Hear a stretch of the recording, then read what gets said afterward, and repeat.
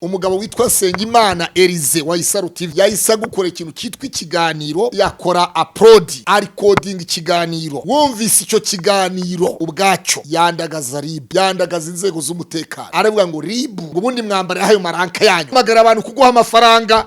Ubyibuke neza, ntabwo ari igitangaza rero. Uramutse uvuze ngo narakwemeraga, n'abavuga ngo narakwemera, nabumvaga ko nakwemeraga icyo gihe, niba naravuze ngo nakwemeraga icyo gihe, ariko usinyi kwemera kwera iki ntakikwemera.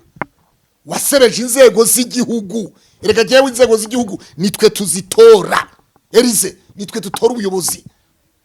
Iyo usebeje urwego rw'igihugu rero, ugasebya RIB, ugasebya igisirikare, ugasebya polisi, ukandagaza RDB, urwego rw'igihugu rushinzwe ubucuruzi, iterambere ry'ubucuruzi bw'igihugu, hari ubusebeje umukuru w'igihugu, ubusebeje abaturage b'u Rwanda. Hari ya rero sasa aho rero umva ko witeguye kujya kurega, ngaho genda ureke. Koreshaga YouTube channel izo navuze za Busafi na za bizasobanuka, ndetse na Isaro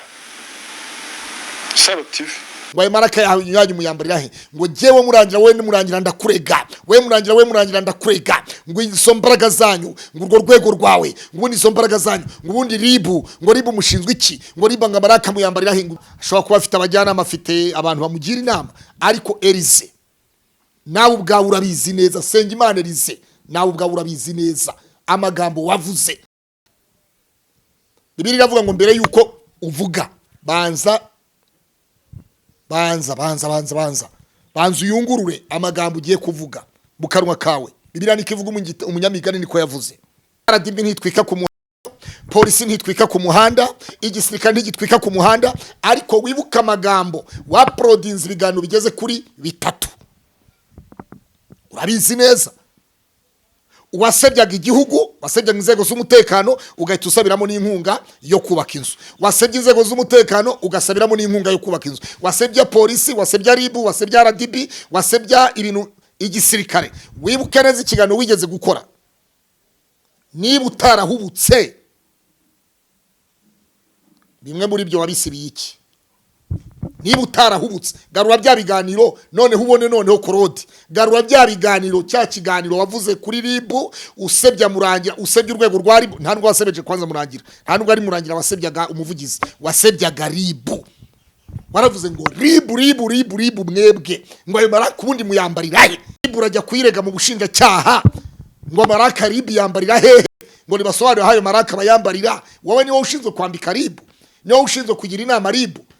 Ibyo byose ni ikibazo. Rero wanyibasiye, kuba wanyibasiye rero wa mugabo we, nanjye niyize mfite platform, yewe ntabwo njya kukurega, ntabwo njya kugira gute, nawe ya ntabyo nshaka, nta naho najya rwose. Ni ukuri kw'Imana. Urabizi ko nge nawe Elize tutarana, nta n'ikiganza nge nawe turahana mu biganza. Urabizi Elize, nta kiganza cyanjye uzi, nta n'ikiganza cyawe nzi mu biganza. Urabizi neza cyane. Uragira uti muri COVID nigeze kuguhamagara ngo tuzahure dusangire. Icyo gihe urumva wakoraga ibyiza, wavugaga ibintu byiza. Hari ikiganiro wajya gutanga kuri BTN cyiza, ndavuga ni uri umuntu w'umugabo, ntacyo nagusabaga, ntari icyo wasabaga. Iyo urangije kuvuga mu ngo z'abantu ngo kurya yo ngo biki, ngo bakuroga ngo biki byose nk'amarozi, ibyo bintu buri gihe ukangisha abantu. Mu minsi yashize wahamagaranye n'umuntu umwe yakoze impanuka, urangije uramuga ngo ngwino ngusengere ngo abo n'abazimu baguterereje. Why no? Aho wabwiye umuntu ngo jya kwa muganga kwivuza, cyangwa ngo umubaze utese wagiye kwa muganga kwivuza iyo mvune, wowe uramubwira ngo n'abazimu abo ngabo, ngo abo n'abazimu, ngo ngwino ngusengere, ngabo n'abazimu baguterereje ngwino ngusengere. Umuntu muzima w'umwadeperi tuzi ufata kebo ujye ku muhanda, abantu bajye bashyiremo bavuge bati muri wampaye haca kirema cyitwaga Baritemayo. Ariko ntabwo Korode ari we nzina bazana muri social media ngo Korode ngo abikivumwe, ngo yabujije Elize guta, ngo yabujije ngo Elize guhabwa impano, guhabwa imfashanyo. Niba bikubabaje, bigukurugutuye, bikuriye mu mutima, bikuriye mu mutwe, bikuriye mu kirenge, bikuriye mu maboko, bikuriye mu maso, bikuriye, genda utanga ikirego. Inkora inkuru runaka ntuzabure gusesengura rwose. Nanjye ninkora amafuti nkayo wakoze uzayasesengure, nta kibazo. Elize ngo haye uburenganzira, ninkora amafuti ngahubagurika nk'uko wahutse cyagiye, nanjye uzabisesengure.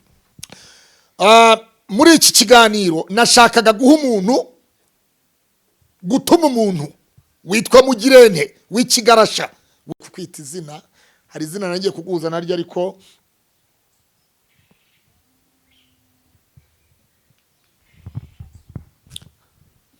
ushobora kuba uri bavugirije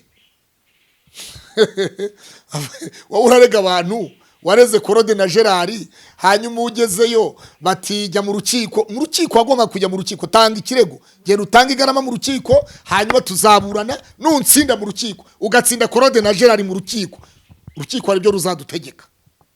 Nitugutsinda nawe kandi ko wadushoye mu manza, nawe urukiko ari cyo ruzagutegeka. Utagira ngo kurega mu rukiko. Mu rukiko ntabwo ari muntu uze wapi. Mu rukiko nurega umuntu mu rukiko akagutsinda, wowe ubwawe ugomba kwitegura kumushora mu manza, n'ibindi. Hari nicyo bita kurega undi umubeshyera, niba utari unabizi nabyo. Ibyo urimo uragenda uduhuza n'ibintagari n'ibishokoro n'ibikini, uduhuza n'ibishokoro, uduhuza n'inyabarasanya, uduhuza n'ibisheke byo mu bishanga biciwe byaciwe bidafite no kumerera. No, wowe genda mu rukiko utanga ikirego, urege Claude na Bishop Gerard. Nuturega ukadutsinda, icyo urukiko ruzadutegeka tuzacyubahiriza. Nitukurega kandi nituburana tukagutsinda, ko wadushoye mu manza, ndakubwiza ukuri, nitukurega ntabwo twe tuzakurega. Wowe genda urege Elize, wowe nka Elize genda mu rukiko. Nituburana tukagutsinda, ko wadushoye mu manza, tuzaregera indishyi y'akababaro. Go ahead.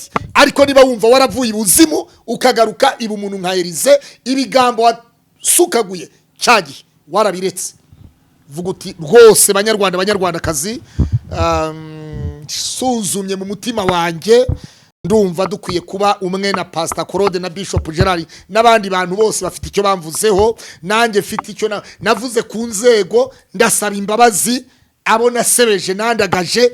Ni inzego wandagaje, twebwe ntabwo watuvuze. Twe watuvuze mu nyuma, wadukomoka, watumanukanye mu nyuma, watujemo nyuma, watujemo nyuma uvuye mu nzego z'igihugu.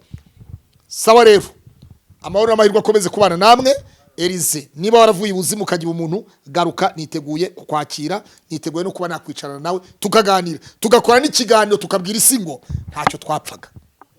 Ariko kondisiyo urabanza ukora ikiganiro, unyereke ko wasabye imbabazi Ribu, polisi, RDB, igisirikare, migrasiyo n'urwego rw'igihugu rw'indangamuntu. Abo bantu bombi ngiye reba urusengero rwa ADPR Rukiri rwashemwe ejo bundi, urebe insengero nyinshi hari insengero Elize, warebye insengero zifunze, hanyuma ukareka gukompara na rura rusengero, ukareka gukompara n'iriya nzu yo muri Kigarama wari warashyizemo icyumba wakodesha. Tuye tubwizanye ukuri, reba insengero zifunze uvuga uti jewe nshingiye ko Elize wowe ubwawe wirebere. None se icyambere, umuyobozi w'umudugudu ni nawe pasiteri, nawe nyiri inzu y'urwo rusengero, nawe azi neza icyo leta ishaka. Tuye tubwizanye ukuri Elize, wibeshya abantu. Vuga uti nyiri rusengero ni umuyobozi w'umudugudu, pasiteri ni umuyobozi w'umudugudu, akaba nawe nyiri inzu, akaba ari nawe nyiri inzu, kuko ruriya ntabwo rwari rwubatswe nk'urusengero, ni inzu yabomowe bahita bayihinduramo akantu kameze nk'urusengero. Tuye tubwizanye ukuri Elize, ntukabeshya abantu. Hanyuma ikindi, nta nubwo nje kujya impaka ngo isengero ngo ibiki, koje simvuga insengero, simba muri timu ifunga insengero, sindi umukozi wa RGB, sindi umukozi wa Minaroke, sindi umukozi wa karere ka Kicukiro, nta nubwo ndi umukozi w'umurenge wa Kigarama. Ibyo byo rwose Elize nawe urabizi neza ko ntaho mpurira nabyo, ibyo ngibyo. Wahamagariye abantu kuza ku rusengero gusenga, ushobora kuba nanjye naraje gusenga nsanga mutasenze, ibyo ngibyo tubyumvikane. Nsanga uwo munsi mutasenze hari kuwa kabiri, kuba naraje rero nsanga mutasenze nibyo byatumye mbona abantu navuga neza ahantu burya ko aha hantu barahasengera cyangwa ntibahasengera. Ese uru n'urusengero koko? Tubwizanye ukuri, nta modoka yahaparika. Tubwizanye ukuri, nta modoka yahaparika, na moto kujyayo nibo abandi b'abamotari bavuga bati jewe ndemeye nje kwiyahura ni hahandi ari kuhamanuka ubwaho. Tubwizanye ukuri Elize yubwiza abantu ukuri. Si ubwa mbere umvuga, si ubwa kabiri, si ubwa gatatu, si ubwa kane, si ubwa gatanu umvuga. Gusa uratinya ko kuvuga wafashe Mutabazi Apotre Mutabazi, ufata Apotre Yongwe Harerimana, urabazana ubakubitaho, ubita bambuzi, ubita besikoro, urabizi neza wowe ubwawe. Igihe Baraka yambazaga ikiganiro nkamubwira ngo wafunze ituro, na majwi ya Yongwe, na majwi ya Yongwe, ni umudamu wari waje avuga kuri Mutabazi, avuga kuri Yongwe, na majwi wazanya Prophet Ernest Nyirindekwe, urarekura. Ndavuga nti Elize rero yafunze ituro. Muyandi magambo, nimba watekereje uti ese Yongwe buriya muvugaho, ese mvuga kuri Yongwe byaramubabaje cyangwa ntibyamubabaje? Watekereje uti mvuga kuri Mutabazi byaramubabaje cyangwa ntibyamubabaje? Watekereje uti wowe Elize reka nkubwire cyaza, reka nishongoresha, tekereza uti cya gihe mvuga kuri Prophet Ernest Nyirindekwe byaramubabaje? Twongeye kubashimira mwebwe mwese mudahwema kudukurikirana umunsi ku wundi. Iyi ni Ikaze TV Rwanda. Ikaze TV Rwanda rero ndagira ngo tubasuhuze mwese aho muherereye hose mu Rwanda, mu ntara enye z'u Rwanda n'umujyi wa Kigali wa gatanu, mu turere 30 tugize u Rwanda. Mwaramutse neza, mwiriwe neza, umugoroba mwiza, ijoro ryiza. Ubwo impamvu mvuze gutyo nsuje gutyo, bamwe ni mu gitondo, abandi ni kumanywa, abandi ni mugoroba, abandi ni mu ijoro. Rero igihe cyose uza kubufunguriye iki kiganiro, niyo mpamvu ngusuhuje muri ubwo buryo. Ndagira ngo rero dufatikanye twese tubanze dukore subscribe, urakanda aho hantu iburyo bwawe ufashe telefone mu kiganza, fata telefone mu kiganza, urebe iburyo munsi ya titre y'ikiganiro urabona handitse ngo subscribe, hanyuma ukandemo. Numara gukandamo uraba wiyabonesheje kujya ubona notification z'ibiganiro byacu. Uko ibiganiro byacu bitambutse uzajya rero wifatanya natwe. Ndagira ngo rero suhuze abantu bari hirya no hino ku isi mwese, abari mu bihugu bya East Africa mwese turabasuhuje, tubahaye ikaze muri iki kiganiro. Abarundi mwaramutse neza, amahoro y'Imana bari namwe, mwiriwe neza. Abo muri Tanzania hamjambo wa Tanzania, hamjambo wananchi wa Kenya, hamjambo wananchi wa Kongo, wananchi wa Kongo hamjambo. Wapenzi wasikilizaji mahali popote mlipo mnaosikiliza lugha ya Kiswahili kutoka kwa Ikaze TV Rwanda, nyinyi ambaye mnasikia lugha ya Kinyarwanda isipokuwa na Kiswahili tunajaribu, hamjambo. Abo Ruganda tubaramusiza mwena muri rya Yesu Kristo mu Nazaresi, ngamba nti Katonda we grunensi abawo mukisa, abami n'abacyara muri Burungi tubaramusiza mwena, abashija mwena, abashija abakazi mwena nimbaramusya omwizina rya Yesu Kristo riri kukira amazina agona. Abakiga, abanyankore mwese amahoro y'Imana nabane namwe. Abari muri Zambia, Mozambique, Malawi, South Africa, Cameroon mwese mumeze neza. Abari muri Nigeria, abanyarwanda muri Ethiopia mwese turabasuhuje. Abanyarwanda muri Cote d'Ivoire turabasuhuje kuko mukunda kutubwira muti turabakurikirana umunsi ku wundi. Abanyarwanda n'abarundi muri mu bihugu by'Abarabu, muri za Oman, muri Dubai, namwe turabasuhuje, amahoro n'amahirwe akomeze kubana namwe.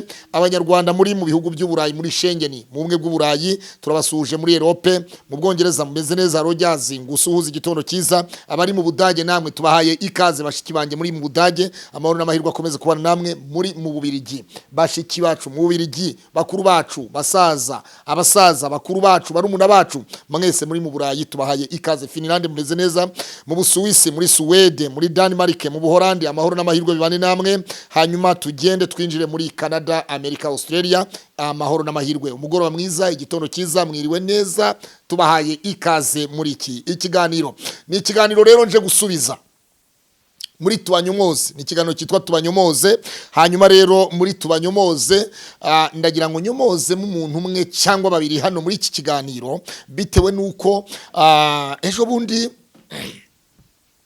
mu ijoro ryakeye ejo abantu bagize batya barambwira bati Pastor Claude hari umugabo wakwihaye wakwambaye arakwitera yakwisize arakwambara arakwitera kwambara nk'ingofero atarangije kwambara nk'ipantaro arangije kwambara nk'inkweto arangije kwitera nka parufe ati umugabo nta wundi n'uwitwa Senyimana Elisa cyangwa Elize ufite channel yitwa ngo ni Isaro TV. Uyu mugabo rero naramwihoreye amaze igihe kirekire agakora ibiganiro akagenda azana ibiganiro azana topic akayizana ni Claude ni Gerard ni Claude ni Gerard Pastor Claude Bishop Gerard. Rero reka mubwire ngo kabiri mu rugo rw'umugabo nagasuzuguro. Elize kabiri mu rugo rw'umugabo nagasuzuguro. Ufite platform yitwa Isaro TV, mfite platform yitwa Ikaze TV Rwanda. None se wa mugabo we k'ibyo bintu kwiye kubibwira umuntu udafite ahavugira iyo utinyuka koko ukavugisha Claude platform yangira ruta platform yawe urabizi neza wowe Elize. Ariko Claude baranyangishije abantu batumye batafasha batumye nubaka inzu abantu banze kumfasha jewe ntabwo ari jewe wasabye ubufasha nanga kuguha ubufasha Elize koko amafaranga uvuga. Uyu mugabo reka ntagire mu ntangiriro tubanze turebe intandaro ni yihe intandaro yaturutse he hanyuma turebe ngo mbese byagenze bite kuko ubu ninjiye no mu kiganiro ninjiye mu kiganiro already ninjiye mu kiganiro kugira ngo mbwire Elize hanyuma turebere hamwe twembi na Elize abantu mutugire inama. Yaravuze ngo abantu ntibamugira inama ariko nibwira yuko ntabwo ukwiye gusaba abantu ngo bakugira inama nk'umuntu w'umugabo. Icyambere sujya kurega bari bakugiriye inama yo kujya kurega. Twagiye twumve cyane tubanze twumve umuvugizi wa RIB Dr Murangira Bitieri tubanze turebe ngo itariki 3 z'ukwezi kwa 4 April tariki 3 z'ukwezi kwa 4 2024 twumve niki cyabaye kuri itariki. Imbere hawe heza ugomba kubitangira ituro cyangwa se bakagukangisha ikintu runaka ati nudakora ibi ngibi ntabwo uzarenza ukwezi ukunuku noneho bakagusaba ngo ituro ryo kugira ngo basengere nako bagusengere ituro ari urwaye abenshi usanga ngo Imana yamweretse ko kanaka yarozwe imweretse ko yaragiye gukora impanuka yarapfuye imweretse ko hari inkongi yari igiye gufata inzu ye hari urupfu rugiye kubaho bakamubwira ngo afite inyatsi bakamubwira nk'uwo bahuye ari umukobwa akamubwira ati barakuzinze ati niyo mpamvu utabona umugabo kandi akamubwira ahantu ngo bamuzingiye ngo mu ishyamba giti cy'umunyinya akavuga ahantu bakamubwira ati wabuze urubyaro ati impamvu watinze kubyara wabuze ni ibingibi barakuzinze ariko ibyo byose kiba cyishe nyuma nuko hagomba kubaho ituro ryo kumusengera kandi ntabwo ari ituro iyo bavuze ituro wenda ugira ngo riba byoroheje ndaza kubaho urugero muri umirwa wenda urugero rwa mbere ngira ngo hari umuntu muzi witwa Uwimana Florian waruzwe ku izina rya Mwuka nibwo yibutse ko ari umunyarwandakazi kandi mu Rwanda hari urwego rwitwa RIB aratwandikira turabikurikirana arafatwa. Uyu nguyu Florian wenda tuganira ndi mu kiganiro narayariye by'abapfu n'ibiribwa n'abapfumu aya mafaranga nkayo ngayo urumva amafaranga nkayo ngayo bakwizaniye ntiwayareka urumva ariko ikintu aba yakoresheje cyambere ni ugukangisha umuntu ariko usibye n'ibingibi uyu we yarakurikiranwe n'ibyaha byinshi birimo amacakubiri birimo upfobya jenoside n'uruhurirane rwabyo ariko ikintu cyambere yakoreshaga YouTube yita umuhanuzi urumva muri bwa buhanuzi hari abuhanurira ubatera ubwoba ngo murapfuye nk'uyu yaramubwiye ko atarenza kwezi kwa 12. Urundi rugero rwa kabiri hari abantu bane bafunzwe nabyo muri ibikorwa bafashwe barafungwa kese ni nyinshi ngira ngo ni muri ziriya nababwiye muri ziriya nababwiye za 117 ni nyinshi cyane. Aba bantu bose barimo arabakoresha ubuhanuzi, ziriya nababwiye n'iz'abakoresha ubuhanuzi n'ubupfumu bitandukanye na ziriya zindi twavuze ejo na buriya bwoko bundi. Ubutumwa rero dutanga, turatanga ubutumwa ribiri hanangiriza abantu bose biyita abavuzi ba gakondo cyangwa se abavuzi bari bo bose, kuko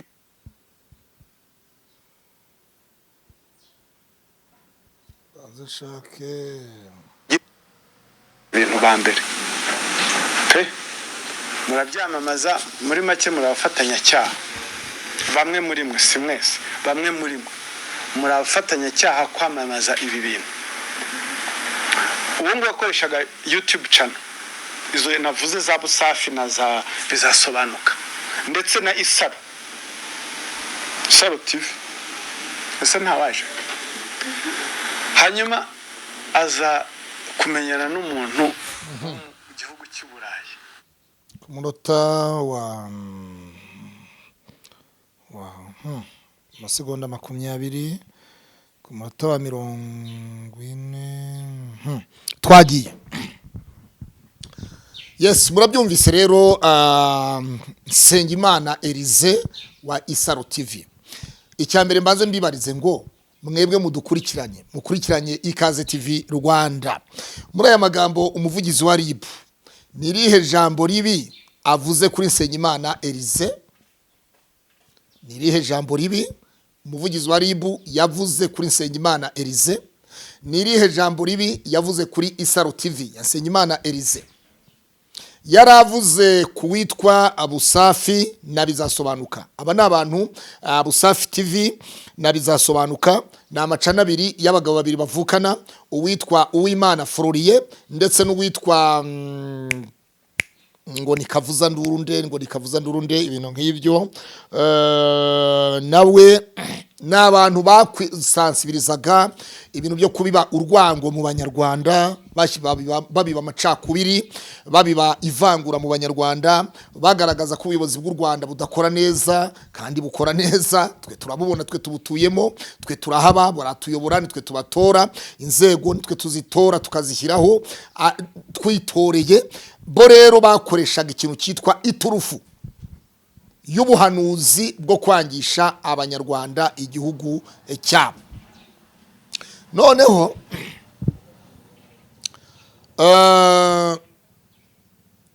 bagakora ibintu, bakaba babwira abantu bati Imana irambwiye ngo aha naha bagutabye, aha naha tanga amafaranga, bagutabye muri Kongo zana ibihumbi binini, zana amafaranga ya ibihumbi binini by'idolari kugira ngo tujyeho. Birasaba umwanya muremure, birasaba kuzashakisha ahantu batabye, tugenda dushakisha, tucumbika, turyama mu mahoteli, tugira gute ibintu nk'ibyo. Abantu badafungutse mu mutwe bakabyumva vuba, bya bindi bavuga ngo iby'abapfu biribwa n'abapfumu. Hanyuma bati i Burundi, bati Imana itweretse ko biri Burundi, Imana itweretse ko biri Burundi, byagera i Burundi ati Burundi duha amafaranga ya naya, bati uzi n'ibindi, bati byimutse Burundi atahubwo Imana itweretse ko biri muri Tanzania hanaha, bati duha amafaranga iyo muri Tanzania, tujye muri Tanzania ibihumbi binini by'idolari, bati Imana itweretse ko biri mu Bugande, Imana itweretse ko biri mu Rwanda mu Ruhengeri, ibintu nk'ibyo. Noneho uyu muntu, aba bantu witwa ngo ni Miravumba Uwimana Florier na n'uyu wiyita ngo ni Kavuza Nduru, ariko amazina ye ngira ngo arazwi, bafite za cano. Umwe arafunze kuko umuvugizi wa RIB yabitangaje mu kwezi kwa 4, umwe arafunze, uyu witwa ngo ni Florier. Mwibuke ko ndetse na murumuna we yari yagiye ahantu yesikoroka abantu, aravuga ngo imodoka ngo ya Vigo ngo yaje ngo Rusizi ngira bafata, ngo hanyuma ngo ibajyana Nyamirambo ngo ibafungirana ahantu, ngo hanyuma ngo bari kumwe n'undi muntu w'Ibutare ngo niba yitwa ngo ibintu nk'ibyo, ngo we ngo hanyuma ngo umupolisi umwe ngo umupolisi ngo niyo wamucikishije ngo ibintu nk'ibyo. Ariko ni umubeshyi, ni umwesikoro, umuntu w'umwesikoro. n'umwesikoro aranavuga ngo mwene wabo yapfuye, ngo w'Imana Florien ngo yapfuye, ngo ubu rero ngo ibintu umwuka byara. Umuvugizi wa RIB mu kwa kane yatangaje kafunze, ariko uyu murumuna we yari yatangaje ngo yarapfuye, ngo inkotanyi zaramwishe kubera ko bibyabo n'ugusebya igihugu, n'ugusebya inzego z'umutekano z'igihugu, ariko umuvugizi wa RIB yatangaje ko afunze mu gihe mwene wabo we yavuze ngo yarapfuye. Ibi bintu rero umuvugizi wa RIB yari yahamagaye itangazamakuru kugira ngo arisobanurire iby'abapfumu. Hari hafashwe abapfumu n'utunyamasyo bafite niba ari n'inzoka n'ibintu nk'ibyo, utunyamasyo, inzoka, ibintu nk'ibyo bakangishaga abantu bagiye kubaragurira, bagiye babeshya ngo barabavura, barabaragurira ibintu nk'ibyo, ariko kandi ntabwo byari ukuri. Ni muri ubwo buryo rero haje kubaho umuvugizi wa RIB agerageza guhuza abahanuzi ndetse n'abapfumu. Aravuga ati abahanuzi nabo basaba amaturo, bakavuga ngo bakuzingiye aha n'aha, ntuzabyara, bakuzingiye mu giti iki n'iki, dore bagutabye aha n'aha. Murabyibuka ibintu nk'ibyo, ni ibintu byo gutaba. Abapfumu bavuga ko bataburura, n'abahanuzi bamwe bakavuga ko bataburura. So ibyo bintu rero mubyibuke neza, ko muribuka ko hari n'uwavuze ngo yagomba kujya gutaburura ibirozi Burundi ari umwapotere mu rukiko, byaravuzwe. Wasabye amafaranga niba ngo ari umugore wo muri Canada, niba ari ibintu nk'ibyo. Icyo navuga rero ni iki, ibyo nibyo umuvugizi wa RIB yari yahuje. Aravuga ati abahanuzi, abitwa abahanuzi n'abapfumu bose benda gukora ibintu bisa kimwe. Ati rero abo bantu kandi nimwe mu bamamaza, nimwe mu ha platform bakamamaza ibikorwa byabo bigayitse rimwe na rimwe ibintu nk'ibyo. Ati mwarangiza mugashyiraho na nimero zabo za telefone kugira ngo abantu babashe kuba kurikirana. Hanyuma rero araza agera ku macano yamamaza, aravuga ati nka Isaro TV. None se tujye tubwizanya ukuri. Ati nka Isaro TV, atese nta waje nta uri hano we. Ubwo yari yavugaga aba YouTubers, yavugaga abafluencer ba YouTube bari bazanye za kamera n'amamikoro yabo. Aravuga atese we nta urimo hano. Ibintu nk'ibyo rero, aho kugira ngo avuze ati nka Isaro TV, atese we nta uri muri mwebwe hano, aho kugira ngo uyu mugabo Nsengimana Elise afata umwanya yandikira umuvugizi wa RIB amubwira ati ndagusaba audience doctor.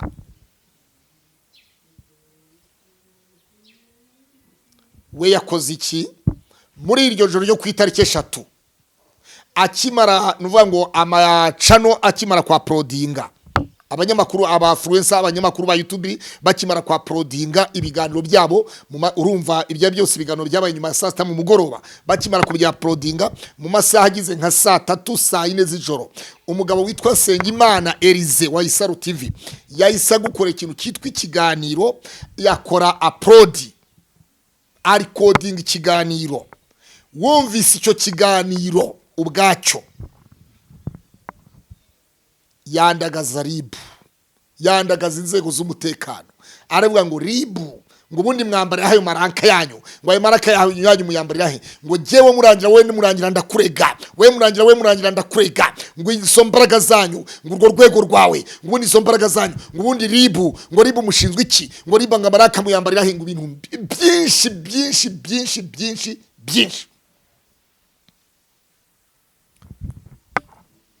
Ngo ubutuvugana ngo ngiye kubarega, ngo RIB ngiye kubarega, ngo ndabarega, ngo ndajyana ikirego ngo kuri parike, ngo parike gishikiriza ubushinjacyaha, ngo ubushinjacyaha. Umuntu utazi ko parike ari bwo bushinjacyaha, munambwiza ukuri. Elise nukora ibintu byawe jya ubanza ubikore biri ku murongo. Jya nkurusha ubwenge Elise, n'izina ry'Imana nkurusha ubwenge. Nubwo wita umunyabwenge, witira iki, ariko nta n'ubwenge. Ubwenge bwawe nubwo kuza gusakuriza kuri YouTube, uza gusakuriza korodi. Nukuri kw'Imana tubwizanye ukuri, ntabwo waba ufite ubwenge uri umuntu muzima. Icyambere iriya itariki 3 z'ukwezi kwa kane, umuvugizi wa RIB Dr Murangira yari arimo arasobanura abapfumu uburyo barya abantu utwabo, asobanura agira no kubahanuzi. Iyo ugeze ahari iki kiganiro twari turimo turumva, ndimo ndumva nicyo kuri Chita Magic, ni Chita Julius Chita, niyo bacyaprodinze ku itariki 3 z'ukwezi kwa kane. Hanyuma amaze kucya prodinga, iyo uza kuba umuntu ufite ubwenge buzima, ubwenge bwa bufite, ariko kandi hari nubwo udafite. Ibi tujye tubwizanya ukuri, Tujye tubwizanya ukuri kubera yuko urabizi neza Elize, njyewe singutinya, nta nubwo nzaragutinya rwose, ni ukuri kw'Imana. Ndi umunyarwanda, uri umunyarwanda, ariko nuvuga ibintu bipfuye byo guhubuka uhubagurika ntabwo nzabura kugusubiza. Ibi nkubwije ukuri kandi nkurahije ukuri. Nuvuga ibyiza nzavuga ibyiza. Tujye tubwizanya ukuri. Kuri iyi mihanda uba waje gutwika.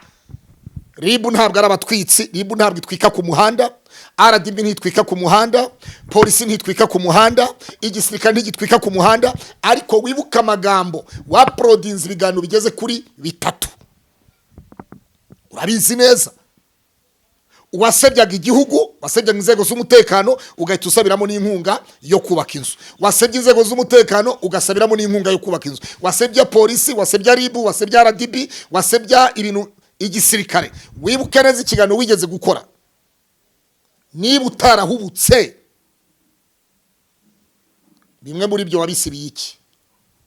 Niba utarahubutse, garura bya biganiro, noneho ubone noneho Claude. Garura bya biganiro, cya kiganiro wavuze kuri Ribu, usebya Murangira, usebya urwego rwa Ribu. Nta nubwo wasebeje kwanza Murangira, nta nubwo ari Murangira wasebyaga umuvugizi, wasebyaga Ribu.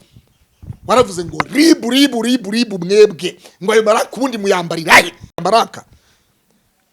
Hariya ntiwasebeje Ribu, wasebyaga umukuru w'igihugu, urwego rwashyizeho Ribu nirwo wasebyaga.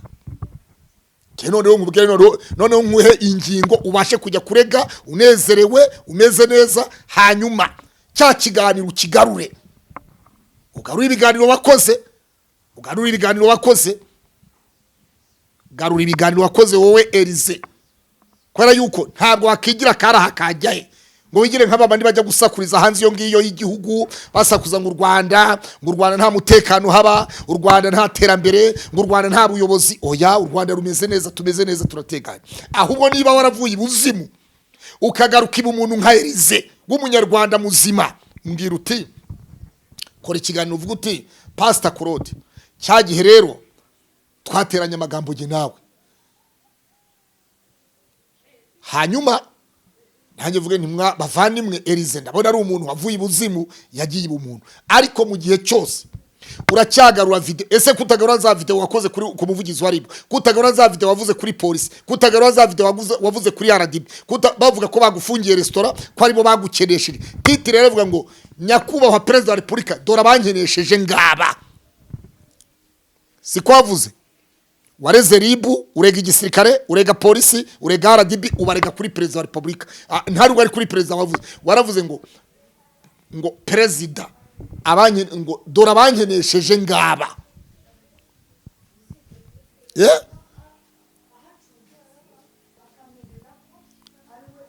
Ribu ntikenesha, polisi ntikenesha, RDB n'urwego rw'igihugu rushinzwe ubucuruzi, iterambere ry'ubucuruzi mu Rwanda ntikenesha, ahubwo irungura.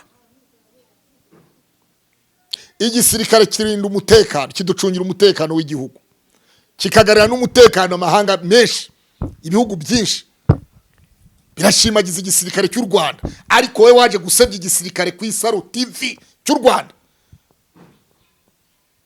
Ubyibuke neza. Waje gusebya polisi ku Isaro TV, ubyibuke neza. Ushyiraho ifoto yo ari umuyobozi wa polisi wungirije w'umudamu, ngira ngo yagiye muri RCS. Umuvuga amazina muri icyo kiganiro, wamuvuza amazina ko polisi yagukenesheje, ko igisirikare cyagukenesheje, ko Ribu yagukenesheje, ko RDB yagukenesheje. Urabyibuka neza wowe ubwawe Elize, ibyo wivugiye n'akanwa kawe n'amagambo yawe. Nkuvuze, ndamutse mvuze ngo amagambo yawe ntaho yaratandukanye nafata ku mavuta, ntabwo naba mbeshye rwose. Icyo cyaha uzabimbaza, nzanabisubiramo ko amagambo wavuze icyo gihe ntaho yaratandukanye nafata ku mavuta. Sibyo ko fata ku mavuta we ashobora kuba ubu ngubu afite abajyanama, ashobora kuba afite abajyanama, afite abantu bamugira inama, ariko Elize nawe ubwawe urabizi neza. Sengimana Elize, nawe ubwawe urabizi neza amagambo wavuze. Bibiliya iravuga ngo mbere yuko uvuga banza banza uyungurure amagambo ugiye kuvuga mu kanwa kawe. Bibiliya niko ivuga, umunyamigani niko yavuze.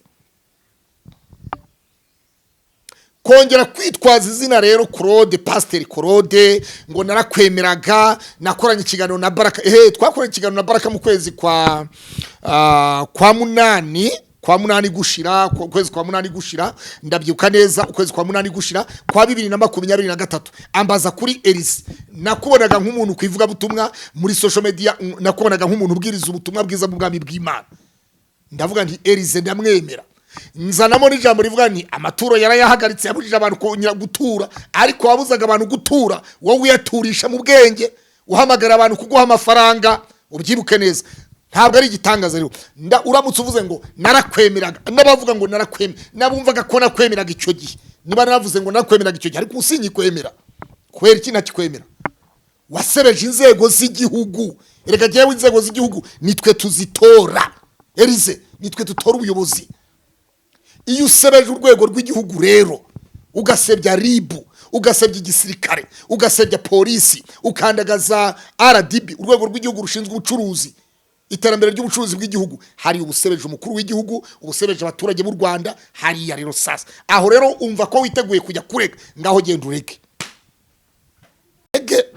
Ariko niba ugarutse uvuga uti nakoze amakosa, ndahubuka, nandagaza ribu, mbaza ribu aho bambarira maraka, mvuga ko nzarega ribu. Ese ubu ni ko wari wavuze ko uzarega ribu, kuki utareze ribu ukajya kurega Claude? Jewe naje gusesengura ibyo wavuze. Wowe ubwawe wari wavuze ko uzarega ribu, kuzayirega mu bushinjacyaha. Siko wivugiye Elize, waravuze ngo ribu nzabarega muri parike, babajyane mu bushinjacyaha. Siko wavuze se? Umuntu udasobanukiye ko parike ari bwo bushinjacyaha, wowe urumva kweri? Wowe Elize, urumva nta kibazo wifitiye wowe? Parike nibwo bushinjacyaha. Ariko icyo gihe waravuze ngo ribu nzabarega, ngo murangira n'utavuguruza amagambo wavuze, murangira. Siko wivugiye wowe Elize? Reka ngusubize rero jewe, ntabwo jewe kuba nitwa pasteur ntabwo bivuze ko nkurwaho ubudahangarwa n'uburenganzira bw'ubunyarwanda. Nkubwire ngo funga kinwa yako, nufunga umunwa wawe nanjye nzafunga wanjye kukuvuga. Ariko kandi tuvugane Elize, niryari jewe nigeze nkuvuga tubwizanye ukuri hashize igihe kingari? Si wowe wasomborokeje Elize? Urafata Bishop Gerard, ngo Bishop Gerard na Claude ngo nibo bagize ngo Gerard umutwa agutwaye iki? Amagambo yavuze kuri Idamange, yaravuze ati Idamange yaje asebye igihugu kuri social media. Hako ntabwo yakwise Idamange, tubwizanye ukuri, ntabwo yakwise Idamange. Kandi iyo umuntu wese bacumwa ni mu Kinyarwanda nk'inturumbutsi irasa umuhanga, inturumbutsi irasa umuhanga. Jessica Musanze, reba amagambo Jessica w'imusanze yari yatangaje ejo bundi, none se abantu bamusamiye hejuru, ariko yagarutse aravuga ati nsabye imbabazi ARG, nsabye imbabazi abanyarwanda bose, abanyumvise nabi bose mbasabye imbabazi.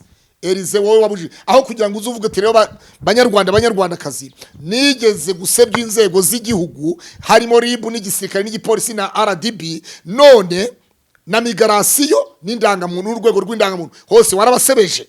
Ubyibuke neza, waravuze ngo wajyaga gushaka indangamuntu ngo barakubwira ngo ntabwo baguha indangamuntu, ngo genda uzana ngo bakagutuma abantu baza kugusinyira. Wibuka amagambo wavuze, kandi ayo magambo nayavuga wirengagije ko indangamuntu uyifite wayibonye. Ayo magambo uza kuyavuga wirengagije ko migrasiyo yaguhaye passport, wigeze no kuri indege ukajya i Burundi. Ibyo byose ubyibuke. Ayo magambo yavuga wirengagije ko ubwawe uri bavugirije Elize, ujya kuri channel yawe ukavuga ngo abi Burundi ngo nzazi tariki niyi, ngo nzazi tariki niyi, ngo munyitegure. Ayo magambo ubwawe wayavuze ku Isaro TV.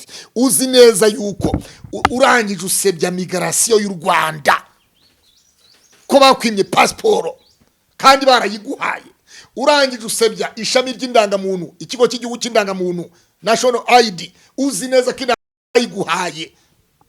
hariya washakaga kumenyesha abandi, washaka kubwira abandi ko bakwimye indangamuntu, wabwiraga abandi ko migration yakwimye passport kandi uyifite, wabwiraga abandi ko ribu, polisi, igisirikare, RDB bagusenyeye restaurant, niba baragusenyeye inzu, niba ari restaurant ngo bagufungiye restaurant, ibintu nk'ibi. Hariya wabwiraga abandi, washaka kumenyesha abandi,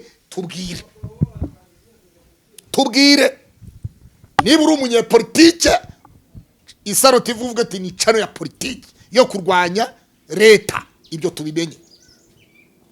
tubimenye kuko jya ubu hari inkuru ntaza ngo nkore hano ku Ikaze TV Rwanda sitajyanye, ariko nimbona umuntu wese uzana sababu ku gihugu, kuko jya igihugu nicyo ndimo, ikintu kimpagurutsa hano kikatuma mpunga ntabwo kizongera kubaho. Reka mu Banyarwanda ubuhunzi bwaracitse. Iyo uhaye ishingiro rero abantu bo hanze bamwe barwanya leta, ugaragaza biriya babyita guhishingiro ibigarasha. Nongere ngusubiriremo Elize, ntabwo ufite ubwoba bwo kukubwira. Iyo utangaje amagambo nk'ariya ngo ribu, igisirikare, polisi, RDP ngo nibo bagukenesheje, ugatangaza ngo national ID, urwego rw'indangamuntu na migration ngo bakwimye indangamuntu na passport, biriya babyita guhishingiro abarwanya leta y'u Rwanda. Niba udafite abajyanama, ushaka abajyanama bakugira inama. Garuka uvuga uti jewe ya magambo nigeze gutangaza rwose nari nibeshye. Niba waribeshye utekereze nabwo ko wari wibeshye. Ntabwo umuvugizi wa RIB yatangaje Isaro TV kubw'impanuka, cyane ko ari ibintu aba yateguye neza, biba byanditse, ntabwo bikura mu mutwe gutyo gusa. Amategeko y'abayifitiye, kuko ni ibintu yize, n'ubumenyi yifitiye, ni docteur mu by'amategeko. Ariko udatekereza ngo yatangaje Isaro TV gusa gutyo gusa, nta mpamvu yaryo. So rero Elize, yewe nongere nkwiyame mu bwa nyuma, niba wumva ubabaye hari ahantu bikurya bikakubabaza bikagukurugutura bikagukorogoshora sana, gera utanga ikirego mu rukiko nkuko wabibwiwe. Wavuze ko ribu wagezeyo, wandeze, bampamagaye, niko wavuze ko bampamagaye. Kandi koko Elize, niba utari rutwitseho ku mihanda kuri YouTube, uba uri muri showbiz. Iyi ni showbiz tuba turimo Elize. Niba utari muri showbiz, saba imbabazi kubw'amagambo watangaje ku gihugu, genda byibuka neza. Nta n'uwo mbigutegetse, nawe ubwabuze amagambo wavuze, kuko ntabwo ribu ari barutwitse bo ku mihanda, RDB si rutwitse yo ku mihanda, polisi, igisirikare si barutwitse bo ku mihanda, migration n'ishami ry'irangamuntu si barutwitse ku muhanda. Izo nzego z'igihugu wavuze, vuga uti narahubutse. Noneho numara kwemera ko wahubutse, den ugaruke uvuge ati ariko Korode uti Korode rero ntabwo bizogera. Noneho ndi wongera kumva Korode nkuvuze, ukumva Bishop Gerard akuvuze, n'abandi bakuvuze, kuko ntabwo ari twe twenyine twagukoze inkuru gusa. Ntabwo ari twe twenyine, ko twabonye udutunguye ukoze ibintu turatangara, turumirwa, tubura aho dutwirwa. Tubuze aho dukwirwa turavuga tuti twajwemo. Kuko wowe niba uvuga ngo migration yakwimye passport barayiguhaye, wowe niba uvuga ngo wimwe indangamuntu uri umunyarwanda ngo ntugire iho komoka kandi barayiguhaye tubizi ko uyifite, wowe niba uvuga ngo RIB urajya kuyirega mu bushinjacyaha ngo maraka RIB yambarira hehe, ngo nibasobanurire hayo maraka bayambarira, wowe niwe ushinzwe kwambika RIB, niwe ushinzwe kugira inama RIB. Ibyo byose ni ikibazo. Rero wanyibasiye, kuba wanyibasiye rero wa mugabo we, nanjye niyize mfite platform, yewe ntabwo njya kukurega, ntabwo njya kugira gute, nawe ntabyo nshaka, nta naho najya rwose, n'ukuri kw'Imana. Urabizi ko je nawe Elize tutaricarana, nta n'ikiganza je nawe turahana mu biganza. Urabizi Elize, nta kiganza cyanjye uzi, nta n'ikiganza cyawe nzi mu biganza. Urabizi neza cyane. Uragira uti muri covid nigeze kuguhamagara ngo tuzahure dusangire. Icyo gihe urumva wakoraga ibyiza, wavugaga ibintu byiza. Hari ikiganiro wajya gutanga kuri BTN cyiza, ndavuga ni uri umuntu w'umugabo, ntacyo nagusabaga, nta nicyo wasabaga. Iyo urangije kuvuga ngo ntabwo ujya mu ngo z'abantu ngo kuryayo ngo biki ngo bakuroga ngo biki byose nk'amarozi, ibyo bintu buri gihe ukangisha abantu. Mu minsi yashize wahamagaranye n'umuntu umwe yakoze impanuka, urangije uramuga ngo ngwino ngusengere ngo abo n'abazimu baguterereje. Why no?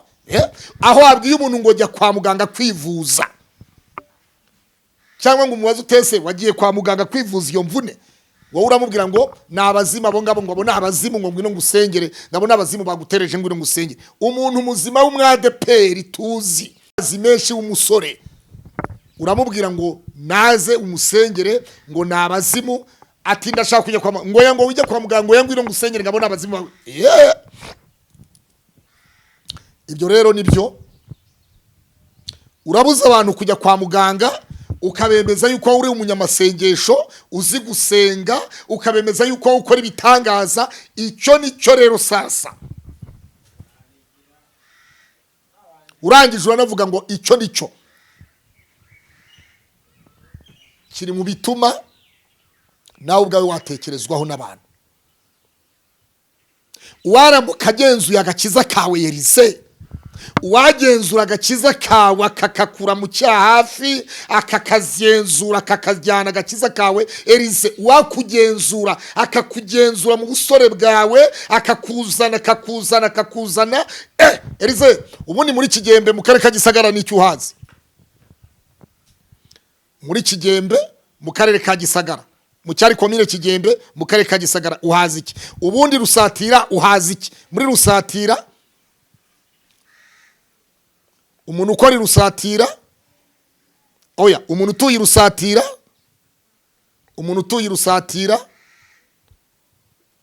umuntu utuye Rusatira akaba akorera mu karere ka Gisagara Isave, uramuzi? Ntabwo umuzi. Uko nivugira jewe Elize, nongere nkwibutse, ndi umuntu ukwibasira jewe. Igikondo ku kigo cy'ishuri, wowe n'umugabo w'Irusatira, reka noneho se nubizamo gutya, ariko sinibwinje in deep, ntabwo nibwibyinjiyemo, nta n'amazina ndibuvuge. Umugabo w'Irusatira nawe ku kigo cy'ishuri Gikondo aho uhamagaye umuyobozi w'ikigo cy'ishuri, wamubajije iki? Wamubwiye ko wabuze iki? Wamubwiye ko ari ndi utaraza? Umuyobozi w'ikigo cy'ishuri, directrice niba ari directrice, agusubiza ko nyirubwite ari we, ko nyirubwite ari we wajyanye umuntu.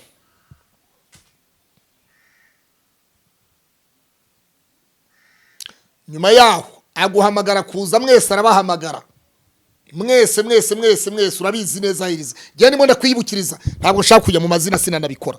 Mwese arababaza ngo ninde ufite urwandiko, ninde ufite icyemezo cy'irangamimerere nyirizina. Elize urabyibuka? Kebanayo. Aho rero nakabaye nza nkakoboka nkava Kigembe muri Gisagara mu buhabwa bwa Kigembe, nkaza nkagera Isave, nkagera Rusatira, nkerekeza za Karuruma, nkava za Karuruma nkakwega, nkajya za Byamoza. Ibyo byose Elize rero ntabwo ngiye mbishaka, ariko kandi ntabwo mpanga y'abantu bamamagaye bati Elize ko yakuzamukanye Elize bite byiwe. Iyo uvuga ngo ngewe nakuje, ngo ngewe na Bishop Gerard twakubujije akazi, ngo twakubujije akazi, ngo abantu ngo kuguha akazi nibaguha akazi, ngo twakubujije ko abantu baguha amafaranga ngo yo kubaka inzu. Twebwe ntabwo ari twe kigega cyari kuguha amafaranga, ntabwo Bishop Gerard ari we kigega kiguha amafaranga, ntabwo Claude ari we kigega kiguha amafaranga. None se abo bantu banze kuguha amafaranga kuko Claude yavuze, abo bantu banze kuguha amafaranga kuko Bishop Gerard yavuze, twe barayaduhaye. Twe barayaduhaye. None hazagira ukwereka Warudu Limit cyangwa ukwereka Momo avuga ati dore nasanze rero wowe ibyo wavuze bihabanye n'ibyo Gerard na Claude bavuze, hanyuma duhitamo kuyihera runaka. Ariko kandi hari ibintu abantu bagomba kwitondera. Elize uracyari mutoya, Elize urashoboye, ahubwo shoboka, numara gushoboka uzanashobora byinshi, kuko ushoboye gukora, urashoboye rwose, umuntu urakora, kandi mu by'ukuri ugira ibitekerezo, mu bitekerezo byawe ntawe ugutekereza, niwe witekerereza, ariko bimwe mu bitekerezo byawe ugira gerageza unahinduremo, ushaka ibitekerezo uvuga utari ko ibyo mvuga ubundi ni bizima cyangwa si bizima. Ese mu bitekerezo byanjye bimwe ni bizima, ibindi ni bizima, harimo ibipfuye, harimo n'ibizima. Muri ibyo bitekerezo bivangavanze, mu Kiswahili babyita mchanganyiko, inabidi uchambue, tafuta mawazo mazuri uyaweke mahali pazuri, mawazo mabaya uyaweke mahali pa. Ibitekerezo byiza bishyira iburyo, ibitekerezo bipfuye bishyira ibumoso. Ariko ibintu byo kongera kwitwaza ngo Korode yatumye wimwa imfashanyo, ntabwo Korode ari pamu, ntabwo ndi UNHCR, ntabwo ndi PNID, ntabwo ndi ikigega runaka cya leta, nta nubwo uri masikini wo gufashwa, nta nubwo muri diaspora hari banke y'abadiaspora ishinzwe gufasha Elize, cyangwa hari banke y'abadiaspora ishinzwe kubakira umuntu uwo ari we wese. Nimba koko Elize uvuga ko uri umuntu ushobotse, uvuga ko uri umuntu ushoboye, uvuga ko uri umuntu wihaye wifashije, kubera iki witwaza Korode na Gerard Bishop, Pastor Korode na Bishop Gerard n'abandi, hanyuma ukagenda mu gusebya inzego z'igihugu, warangiza ukagaruka nyuma uti Korode na Gerard nibo batumye ntabasha kubona amafaranga yo kubaka inzu, ntabasha kubona amafaranga yo kuzuza inzu. Ati hari umuntu w'ukireho hanze wari ugiye kumfasha, arangije abonye ikiganiro aravuga ngo ntabwo yafasha umuntu urwanya igihugu. Ibyo uvuga nibyo bikugarukira, ibyo mvuga nibyo bishobora kungarukira. Rero twese turi Abanyarwanda, nta n'umwe w'umunyamahanga uturimo. Murakoze cyane mama, Ikaze TV Rwanda mujye muyireba. Twese n'umunyamahanga winjiye mu Rwanda aba yabaye umuturage, kuko bamubaza batutuye he, akavuga hatuye, nawe aba yemewe. N'umunyamahanga winjiye mu Rwanda aremewe, kubera yuko aba yabashije kwinjira mu buryo bwemewe n'amategeko mu gihugu cy'u Rwanda, nawe aremewe, nanjye ndemewe, nawe uremewe, n'abandi baremewe. Elize kosora amakosa yawe, ashobora no kuvamo n'ibyaha. Kenda witwaza. Iyo uvuga ngo twakubujije gufashwa, ubundi ni bande bari bakupreginze ngo tugiye kugufasha? Hanyuma Korode yavuganye nande watumye? Ninde muntu waba warampamagaye? Garagaza voice note y'umuntu waba warambajije ngo ese Elize mufashe, nkamusubiza ngo ntufashe Elize. Garagaza voice note y'umuntu wavuganye na Bishop Gerard, ibaza Gerard ngo Bishop Elize mufashe kubaka inzu cyangwa mbireke, hanyuma Gerard akaba yaramubwiye ngo ntufashe Elize kubaka inzu. Gerard ni umuntu w'umugabo wifishye, ni umuntu w'umugabo. Korode ndi umuntu w'umugabo, ntabwo nubatse inzu kuko nasabirije nkawe Elize, ntabwo nubatse inzu kuko nasabirije, ntabwo naguze ikibanza kuko nasabirije, ntabwo Gerard yubatse inzu kuko yasabirije. Niba uri masikini, jya kuri kaburimbo, jya Nyabugogo, ufata kebo ujye ku muhanda, abantu bajye bashyiremo bavuge bati muri wampaye nka cya kirema cyitwaga Bartemayo.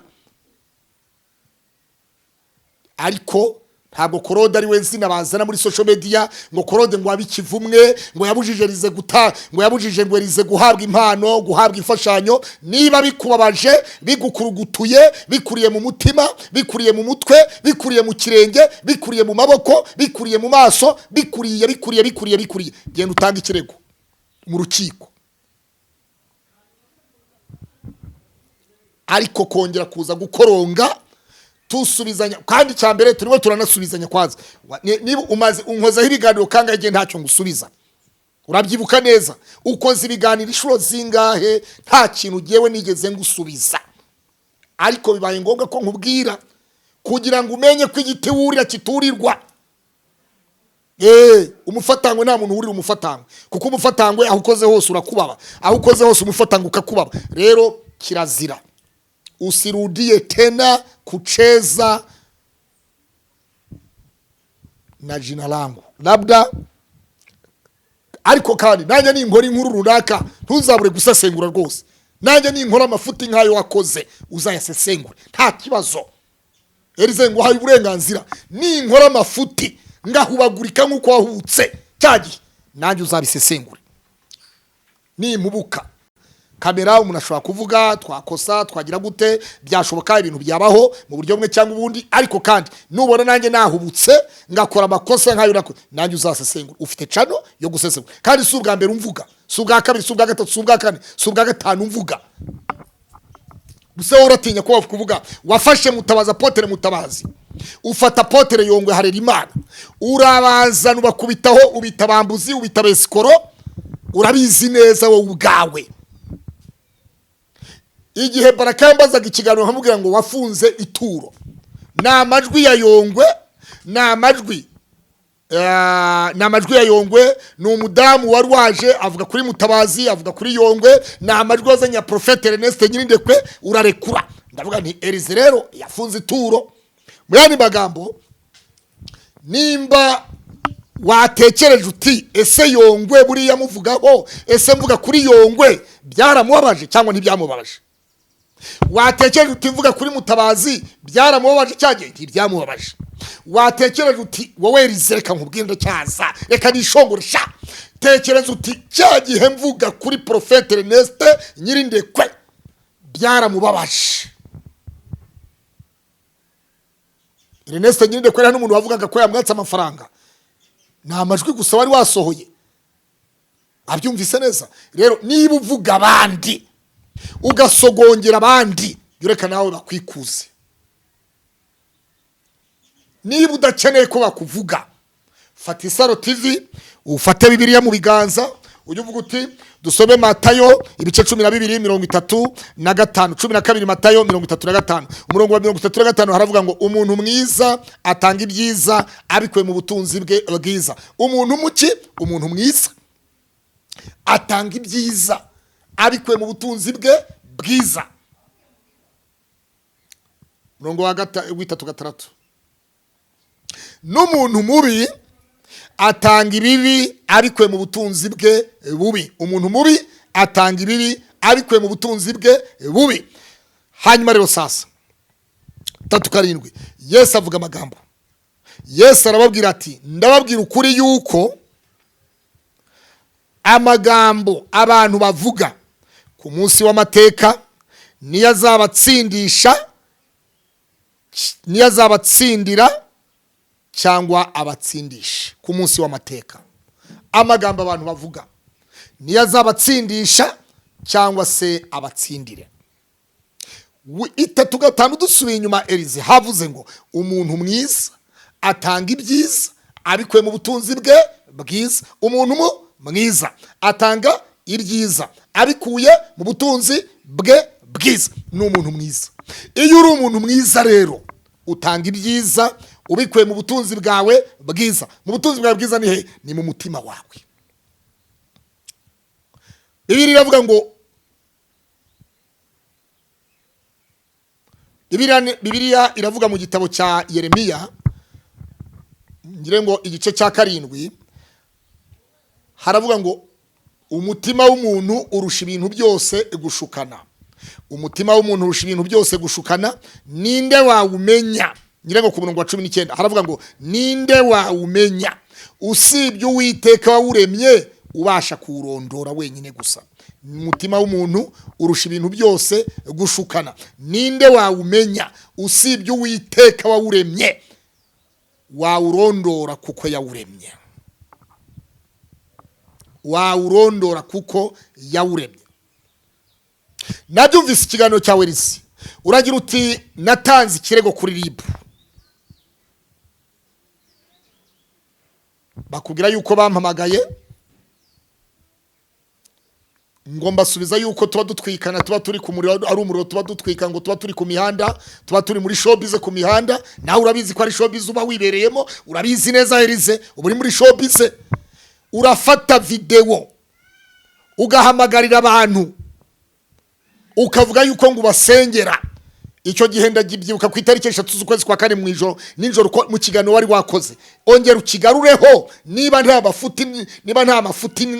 nta mafuti wavuzemo, garura cya kiganiro, ongera ugarure cya kiganiro niba nta mafuti wavuzemo. Uravuga ngo hari abasirikare bakomeye muri iki gihugu wasengeye, ngo bagutangira ubuhamya bagiye mu ngo zabo urabasengera, ngo hari abasirikare bakomeye bagiye hariya ku nkuru nziza igikondo muri Kigarama.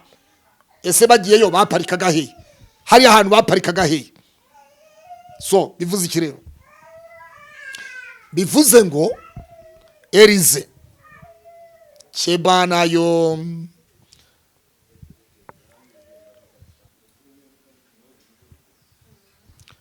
Mungu wa Yakobo, Mungu wa Ibrahimu, Mungu wa Isaka, nifanye nini?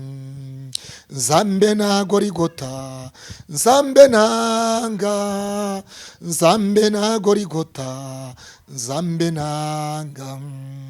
Namuuliza Mungu, zambi gani nimefanya?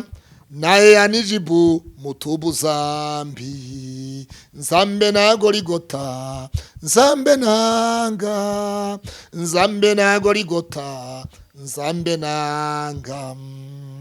Wengi tulisoma nao lakini wamenipita, ewe Mungu wangu nifanye nini? Nzambe na Gorigota, Nzambe nanga, Nzambe na Gorigota, Nzambe nanga. Maadui wamekuwa wengi lakini unawapisha, kwa sababu Mungu niwe Mungu wangu. Wengi ni wasaliti, wananisaliti mahali popote, lakini Mungu wangu unawashinda. Nzambe na Gorigota, Nzambe nanga, Nzambe na Gorigota, Nzambe nanga. Ziraziritse nimuhumure mwitinya, mfite inkuru nziza ku bakunzi b'umusaraba, nimuhumure mwitinya. Izo ntare mureba ziraziritse, nimuhumure mwitinya. Ibibazo mureba biraziritse, nimuhumure mwitinya. Mfite inkuru nziza ku bakunzi b'umusaraba, nimuhumure mwitinya. Yesu umwami wacu yaratsinze ngo adutsindishirize, nimuhumure mwitinya. Ababisha bose nubwo babarwanya kenshi, nimuhumure mwitinya. Ababisha mureba baraziritse, nimuhumure mwitinya. Abagambanyi mureba baraziritse, nimuhumure mwitinya. Mfite inkuru nziza ku bakunzi b'umusaraba, nimuhumure mwitinya. Yesu umwami wacu yaratsinze ngo adutsindishirize, nimuhumure mwitinya. Yesu umwami wacu yaratsinze ngo adutsindishirize, nimuhumure mwitinya. Nakubwiza ntaga kibonye. Amahoro n'amahirwe rero kuri buri muntu wese. Abahigi benshi bashobora kuyobya imbwa, ariko umuhigi umwe ashobora kuyobora imbwa. Abahigi benshi bayobya imbwa, ariko umuhigi umwe mwiza ashobora kuyobora imbwa ikabasha kugira ahinyura, ikanyura mu nzira nziza. Muri iki kiganiro nashakaga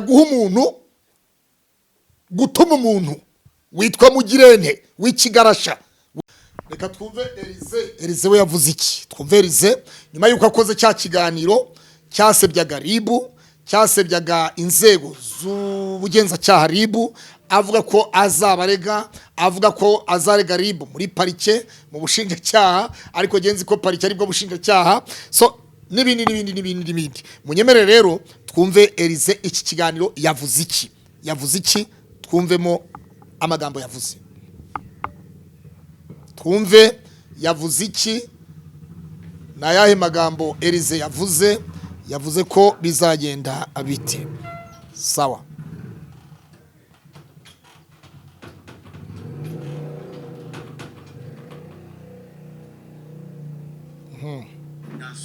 maze kutansubiza njya kuri YouTube mvuga ikiganiro cyakoze ikiganiro ngikora numva mfite umubabaro ushingiye kuba namuhamagaye namwandikiye ntiyansubiza ariko sinigeze mutuka nta n'ibyo nakoze bigize icyaha kuko kuvuga ngo navuze ni iki gituma umukozi wa RIB ashobora kunshira ku karubanda ku mateleviziyo mu bitangazamakuru ko murabizi iyo bahamagaye ibitangazamakuru ibya leta ibyigenga za YouTube ziba zihari n'izitagiye ziba zitegereje kuramasa amwe mu majwi yavuzwe bitewe nuko wenda Elize ari izina ritari ritoya mu bijyanye n'itangazamakuru baravuga ati reka turikoreshe. Njya mu kiganiro mvuga ko rwose yambesheye kuko nkurikije ibintu yamvuzeho nasabye ko bama n'ibimenyetso noneho ubwo abantu rero batangira gufata iyo video navuze bamwe batangira kwishyira kuri Facebook abandi batangira kuyizamukiraho biravugwa noneho bigera igihe rero giye mfata umwanzuro ariko ba Claude Pastor Claude yatangiye guhamagara aba YouTubers batangira gukora ibiganiro ngo Elize ngo ndi kurwanya leta ngo Elize ngo nkorana n'ibigarasha batangira kuvuga gutyo ngo Elize ngo akorana n'imitwe y'iterabwoba ngo Elize ngo ubwo muri iyo minsi nari mfite umushinga wo kubaka noneho kubera ko giye urumva mvuga ubutumwa bwiza bwa Yesu Kristo urusengero nasengeragamo rwari rwarafunzwe kubanza rwari rutarafungwa hari kuko ba Claude nibo banarufungishije muri za nsengero ko barufunga atari cyagiye nyine insengero zafungwaga noneho rero ngiye kumva numva ibintu babizamuye ku rundi rwego harimo ibintu byo gutongana ari nk'ibintu byo kunyubahuka ku rwego rwo hejuru maze kubyumva Elize hari abantu bamuha amafaranga ngo atuke igihugu Elize arano bamuha amafaranga Elize akorana n'imitwe y'iterabwoba Elize asengera Kayumba Nyamwasa Elize avugana n'uwitwa Gahima abo bose ni amazina uretse Kayumba Nyamwasa wenda ko muzi mu Rwanda nyine yabaye nta ngo nshaka kumuzana mu izina ryanjye uwo muntu uvuze Elize mu by'ukuri harimo aratubeshyera na Gerard aratubeshyeye Elize yajyaga kuri YouTube channel yiwe yitwa Isaro TV agahamagarira abantu kujya guhasengera kwa akora ibitangaza kwa sengera abantu ba indwara zananiranye kwa muganga kwa abantu rwose ngo mbere yo kujya kwa muganga baze kwahiriza basengere agahamagara abantu ni mu rusengero rw'inkuru nziza muri Kigarama Karugira hariya mu murenge wa Kigarama hariya muri Karugira mu by'ukuri hagana hasi mu gishanga hagana hasi ku gishanga kirebana na Kimisange ndetse na Karugira na hantu nawe urebye mu by'ukuri ese urwo rusengererize wowe urebye ushingiye reba urusengero rwa ADPR rukiri rwashemwe ejo bundi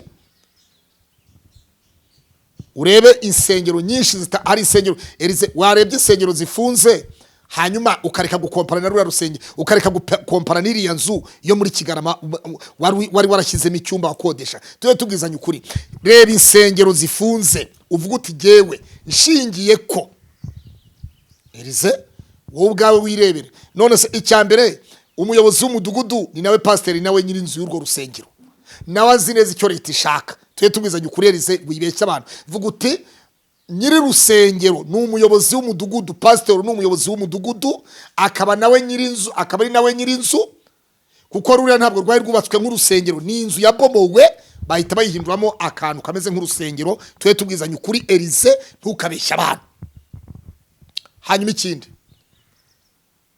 nta nubwo nje kujya impaka ngo isengero ngo ibiki koje simvuga insengero simba muri team ifunga insengero sindi umukozi wa RGB sindi umukozi wa Minaroke sindi umukozi wa karere ka Kicukiro nta nubwo ndi umukozi w'umurenge wa Kigarama ibyo byo rwose Elize nawe urabizi neza ko ntaho mpurira nabyo ibyo ngibyo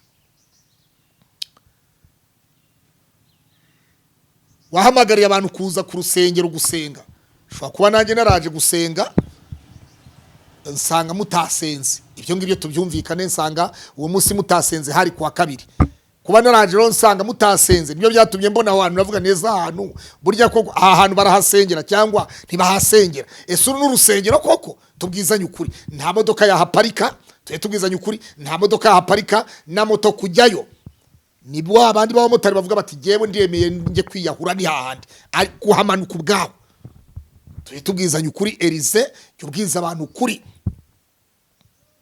ibindi uvuga icyambere Elize urabizi neza nta byangombwa ufite bya minisiteri iyo ari yo yose, nta byangombwa by'urusengero ugira ngo uvuge uti jyewe Rize bafungiye urusengero. Bagufungiye urusengero gute? Ni urusengero rwawe cyangwa n'inyubako y'inkuru nziza.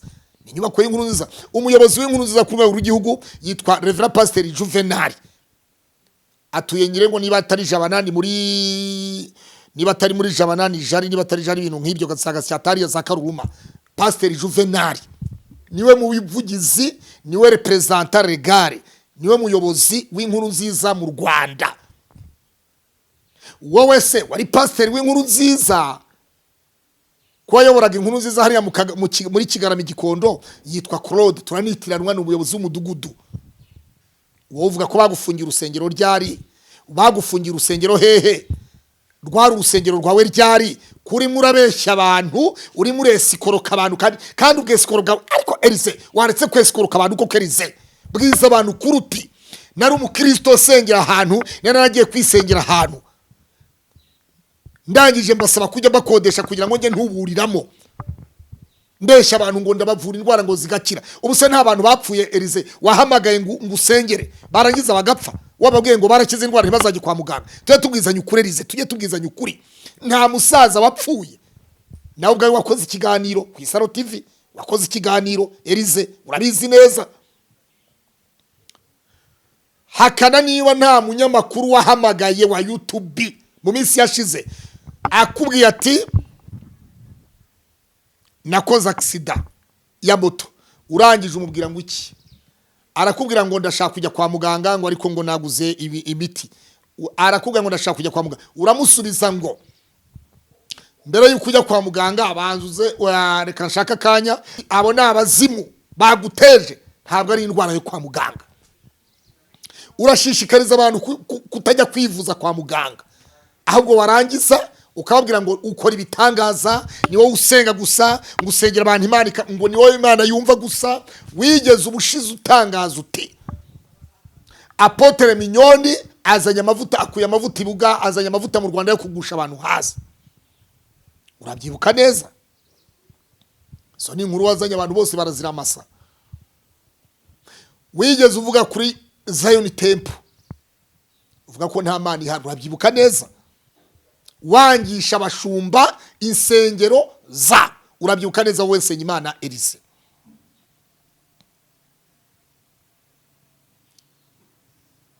Aha tukibaza, umuntu uvugana n'Imana ibitangaza bigakoreka ko kanya, umuntu uvugana n'Imana Elize utari umukristo, nibura umukristo, umugore wagiye hanze washyize amajwi yawe hanze, wabanje guhakana ko amajwi atari yawe. Tuye tubwizanya ukuri, nibura umukristo ko kuvugana n'Imana, tuye tubwizanya ukuri Elize, nibura umukristo ukuri koko wa Kristo, tuye tubwiza ukuri. Ibintu tubifata uko biri. Niba uri ku mihanda uzanye ibyo ku mihanda, nibwira yuko ubu ngubu baraje inkuru niwe wabyizaniye. Abantu bagenzure barebe ngo ibiganiro Elize yakoze icyo gihe byavugaga iki, byari ibiganiro bigamije iki? Ese byubakaga igihugu biriya biganiro bakoraga, cyangwa byasenyaga igihugu n'abanyarwanda? Byasebyaga igihugu. Ushobora gukora ibintu niba warabikora gutanabizi simbizi, ariko kandi muvugizi wa RIB ko yamvuzeho akavugana na Pastor Mutesi, aravuga ati Pastor Mutesi na Pastor Claude na Pastor Mutesi, ibiganiro byanyu turabirambiwe, ni muhindure topic. Iyo mutashye abana iyo babajije ko muvuye mu kazi mubabwira ko muvuye hehe. Sinakoze ikiganiro mushimira kubw'ubujyanama yampaye, none se wumvise mvuga ngo yererere, ngo jewe ngo yerere, ngo kanaka, ngo muvugizi wa RIB, ngo ndakurega, ngo amote, ngo agize. No, ruriya ni urwego. Yumenye urwego, yumenye inzego wa mugabo we. Ariko ubundi ko wigira umunyabwenge ukiyita intiti, ubundi nabaye bajyana mugira bakugira inama. Tuye tubwizanya ukuri. Ubu warukwe kuza kuri kamera ukaza kuvuga ngo Claude namureze muri RIB, barambwira ngo nijya kumurega mu rukiko. Ibyo warukwe kuza none sura binzanagiye ngo bimarire iki? Tubwizanye ukuri. Uje kubimbwira uneguza ngo bimarire iki? Wowe jyana ikirego mu rukiko, hanyuma niba ari 2025, niba ari 2026, niba baguha 2027, tuzaburana. ariko niba wumva kandi waravuye ibuzimu waragiye ibumuntu mbwira uti Claude ntacyo dupfa, nanjye nkubwire Nterize rero ntacyo dupfa. Bitari ibyo tuzaba nivute nikuvute, nkwega ngukwege. Mu Giswahili baravuga ngo nivute nikuvute, nkwega ngukwege, nkwega ngukwege. Turakwegana dukweganira ikiza. Nterize turapfa ikige nawe, nta sambu tugabana, ntabwo wandengereye, sinakurengereye, ntabwo wanyibye, sinakwibye, sinagize gute, ntiwagize gute. Wowe ubwawe urabizi neza ko iyo wazanye ibintu ku mihanda wizanye wowe ubwawe, niba uzanye ibintu ku muhanda ukonje, icyo gihe bagucanira umuriro kugira ngo wo kuri social media kugira ngo wote neza. Wowe ubwawe wicaniye umuriro rero, wowe ubwawe wicaniye umuriro nka Nterize, byari ngombwa ko ucana hanyuma abantu bakawota, tukawota, twamara kuwota tukenyegeza kugira ngo ibishyitsi, abantu bakenyegeza kugira ngo ibishyitsi, kugira ngo ibishyitsi bibashe gufatwa neza. Kubera yuko ni wowe wacanye umuriro, urawicanira wowe ubwawe, ucana ku nzego z'igihugu, kandi izo ngizo ntabwo ari mugenzi wacu. Urwego ni urwego, umuntu ni umuntu, ariko urwego ni urwego. Ibyo rero ibyo kuvuga ngo nakwirukanishije mu rusengero jye na Gerard Bishop, ntabwo ari Bishop Gerard wabikoze, si Claude wabikoze, wowe ubwawe urabizi neza. Ahubwo wasezerewe na nyiri urusengero, ni wagusezereye. None se agusezereye uwo munsi baramufungiye urusengero, twe tubwizanye ukuri, agusezereye nyiri urusengero Claude, Pastor Claude, akaba n'umuyobozi w'umudugudu wo mu Kigarama hariya Karugira, agusezereye uwo munsi bahise bamufungira urusengero. Kuri murabeshya abantu. Iyo udashobotse ntubushobotse, iyo ushobotse ubushobotse. Reka kubeshya abantu rero, ngo babeshye ngo niwe munyabitangaza ubaho, ngo babeshye ngo niwe ushoboye, wabeshye ngo niwe ugize. Ariko ubundi Nterize nkubaze, ubundi Imana ikoresha umukozi wayo, Imana yitoranya umukozi wayo imutoranya ite? Imana yitoranya umukozi wayo imutoranya ite? Uwakubaza CV y'ubukozi bw'Imana muri wowe, uwakubaza CV y'umuntu wujuje ibisabwa kugira ngo Imana imukoreshe, urabyujuje? Nterize tubisanye ukuri, urabyujuje? Imbesa ho mu byo, reka niririmbira akaririmbo kanjye twajyaga twiririmbira mu Adventiste, akarimbo kanjye. Imbesa ho mu byurya aho ubaha Imana, mbesa ho mu byuvuga aho ubaha Imana, imbesa ho mu byunywa aho ubaha Imana, imbesa ho mu byukora aho ubaha Imana. Tekereza maze wibaze, tekereza maze wibaze. Benshi barundukiye mu by'iyi si, bifatanya n'abanyabyaha, biyita abakozi b'Imana. Mwene data uburirwa muri iki gihe, tandukana n'imigenzo y'iby'iyi si, maze ube umukristo wa Kristo kugira ngo utsinde. Uhura n'umusinzi aho wifatanya nawe, wahura n'umusambanyi aho wifatanya nawe, wahura n'abandi aho wifatanya nabo, wahura n'umusambanyi aho wifatanya nawe. Tekereza maze wibaze, tekereza maze wibaze. Ako ni akarimbo ndirimbiye abantu mwese, ni abantu mwese, nta muntu n'umwe nyihaye, ahubwo nyiririmbiye abantu bose. Yego, hanyuma rero twerekeza hafi y'umusozo. Uyu mugabo witwa Nsengimana Nterize, ntekereza ko mu by'ukuri ubufasha yari ategereje ko abantu bamufasha. Ntabwo yari yangize umuvugizi wo kugira ngo musabire ubufasha, nta nubwo yangize muso wo kumuyoborera ikiganiro ngo musabire umufasha, nta nubwo yangize umusaza wo kumuvugira ijambo ngo kugira ngo musabire ubufasha, nta nubwo yangize umutumirwa w'ikiganiro runaka kugira ngo musabire umufasha jye na Gerard. Oya, ahubwo we ku giti cye ubufasha yabusabiye mu bintu bitari byo, harimo gusebya inzego z'umutekano, avangamo no gusaba ubufasha.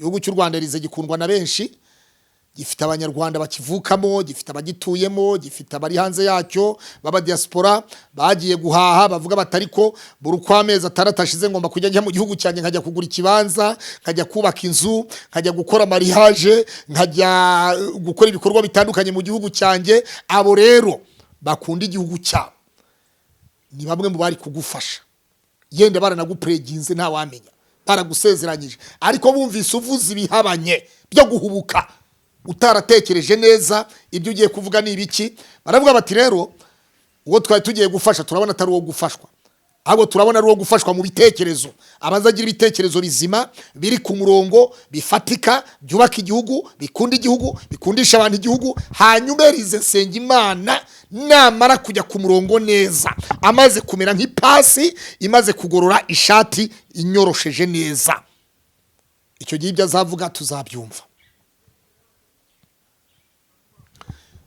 Umukobwa witwa Jessica akoze ikiganiro, yakoze ikiganiro avuga ati buriya Elize ibi nibi harimo amacakubiri mu mashuri ibi nibi, ariko yahise akora ikiganiro avuga ati banyarwandakazi narayobye, ni mumbabarire, nakoze amakosa, ati sina amakosa, ati mbasabye imbabazi, ati sinizeye ko n'imbabazi tubasabye muziduha, ariko kandi kubw'umutima wacu duciye bugufi. Salama mwaramutse neza. Urumva ati kubw'umutima wacu twebwe, ati twebwe umutima wacu uraturya, duciye bugufi.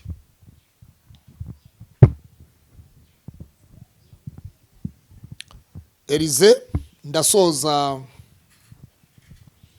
nkifuriza kugira imvugo nziza. Claude nubwo nkubita rimwe na rimwe nka ariko ngira na gahunda yo kumenya ibyo mvuga ni ibiki, ni hehe nakerekeza, nubuhe bujyanama nakora. Ibintu nk'ibyo bivuze iki rero? Bivuze ngo ibyo tuvuga, ibyo dukora, aho tugenda, abo tuganira nabo ni bantu ki, ni bantu ki. Wowe isuzume mu mutwe wawe, mu bitekerezo byawe, wisuzume nka Nsengimana Elize cyangwa Elisa w'Isaro TV, uvuga utariko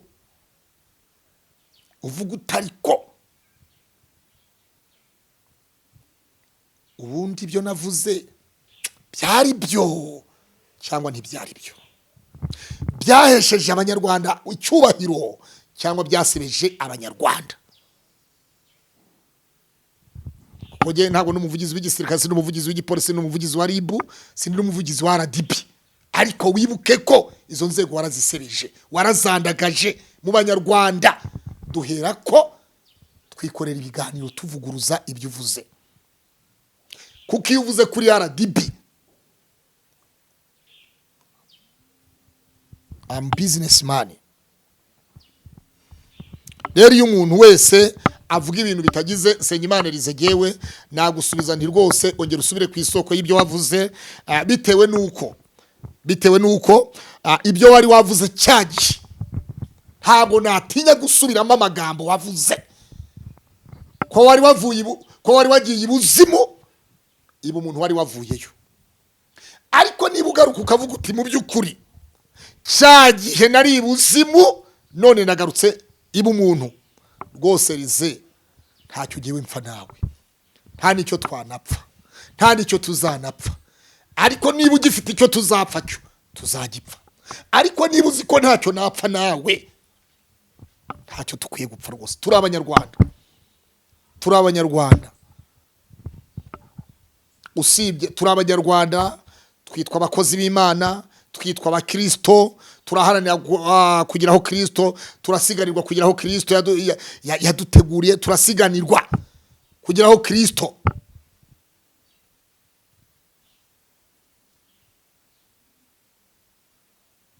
Yaduteguriye ibyo rero. Niba ubyumvise abanyarwanda mu nteze amatwi, ngewe nsubije Nsengimana Elize ku kiganiro yakoze hirya y'ejo. Iki kiganiro ngikoze ari ku wa mbere, Elize yakoze ikiganiro ku wa gatandatu. ashyiramo video yanjye, ashyiramo video ya Gerard avuga yuko ngo twamubujije ubufasha ngo bwo kubakirwa inzu, ngo yari yasabye ubufasha social media, ngo yasabye ubufasha ba diaspora, niba ba diaspora yari bo mwubakira inzu, umugabo arigira yakibura gapfa Elize. Bishop Rugamba twigeze kuganira ijambo rimwe, umunsi umwe arambwira ati Pastor Claude nkubwira ati umugabo arigira yakibura gapfa. Ngira ngo icyo gihe namubazaga ibintu bijyanye na mubwira umushinga w'ubukwe. Arambwira ati rero buriya mbere yuko propose ubukwe banza wipropose wowe ubwawe, ese ufite iki, urashaka gukora iki, urashaka kugera kuki. Aho rero icyo ushaka naho wumva ushaka kujya, naho wumva wifuza kuzagera, hanyuma yaho rero sasa uvuga uti ndashaka kumenyesha abantu umushinga wanjye. Ariko wowe uzanye umushinga wawe uti diaspora, mwese aba diaspora, mwese rero dore ngiye kubaka inzu, dore inzimeze gutya na gutya, ikibanza iki ni mumfashe, dore nimero ya telefone dore ngiyi. Nta bantu mwavuganye wateguye ngo bagutegure neza, bakubwire ngo urasaba ubufasha gute, biragenda bite. Ahubwo urafata inzego z'igihugu z'umutekano, urabanza uzisebye, numara kuzisebya, numara kuzandagaza, uhita usabiramo imfashanyo yo kubaka yanzu yawe. Niko wabigenje urabizi neza. Video zigarure urasanga ariko wabigenje. So rero bivuze iki? Bivuze ngo ntabwo ari yegengine wakuvuze, kandi nta nubwo nicuza kuba narakuvuze, nta nibyo nicuza, sizanabyicuza, keretse umunsi umwe gusa uzavuga uti burya cyagiye nibyo koko nari natanye, ariko mvuye gutana rwose, navuye ibuzimu ngarutse ibumura. Icyo gihe Elize Nsengimana Elize tuzabigendanamo neza. Kuba pastor ntibivuze kuba ntavuga bitagenda ku muntu, yewe rwose kare ntibishoboka. Nk'ubu wowe rwose mana yanjye Elize uragira uti nandikiye umuvugizi wa RIB ntiyasubiza, ati nagiye kumureba, ati secretary we, ati turabonana, atambwira yuko ataboneka ahuze, ati shaka umuyobozi mukuru wa RIB mu Rwanda, ati retired Jean Ruhunga, ati hanyuma ati ngerageza ko ati bagerageza kumpuza n'umuyobozi wungirije wa RIB ku rwego rw'igihugu, ati turaganira, atambwira ibi nibi, atangira inama zinizi. None se twebwe warandeze cyambere, niba warandeze uje kumenyesha ko wandeze kugira ngo nitegure urubanza? No, kuba wari warareze ukwiye kuza kumenyesha ko wagize, kuko ahubwo icyo gihe ahubwo witwa nari ngiye kukwita izina, hari izina nagiye kuguza naryo, ariko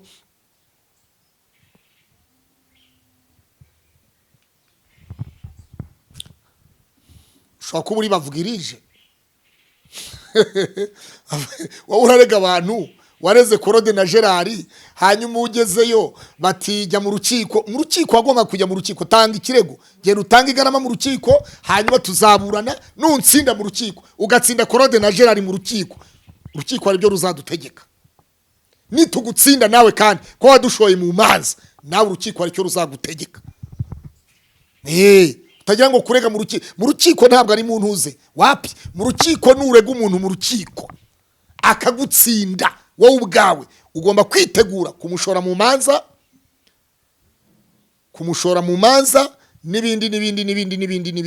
n'ibindi. Hari nicyo bita kurega undi umubeshyera, niba utari unabizi nabyo. Ibyo urimo uragenda uduhuza n'ibintagari n'ibishokoro n'ibikini, uduhuza n'ibishokoro, uduhuza n'injyabarasanya, uduhuza n'ibisheke byo mu bishanga byaciwe